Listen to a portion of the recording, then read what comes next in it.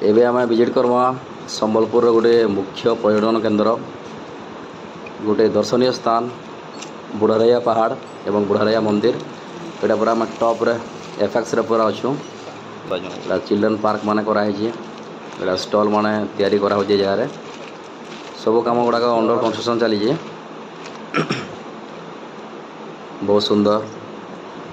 इधर ऊपर पूरा टॉप रे गोटे वाच टावर टे कराई यहाँ हूँ से वाच टावर जेनते आपन ऊपर पूरा सिटी व्यू देखिपारे।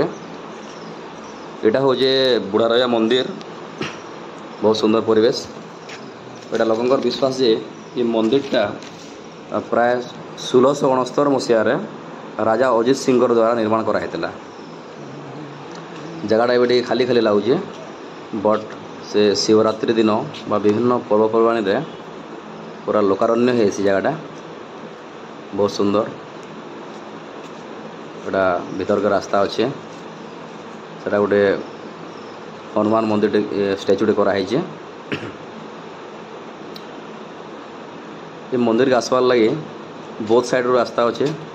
गोटे साइड रू आपण माने सीढ़ी चढ़ी आसीपारे जेनटा कि पाखापाखि 222टा स्टेप अच्छे आर गोटे साइड रू बाइक रू भी आसी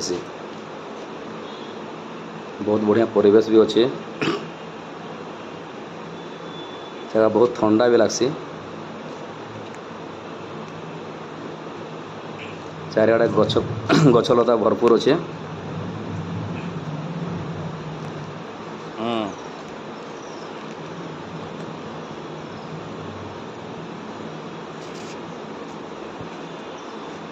ये बुढ़ारैया शिव टेम्पलटा माने खाली पश्चिम ओडिशा ने सारा ओडिशा रे पूरा फेमस।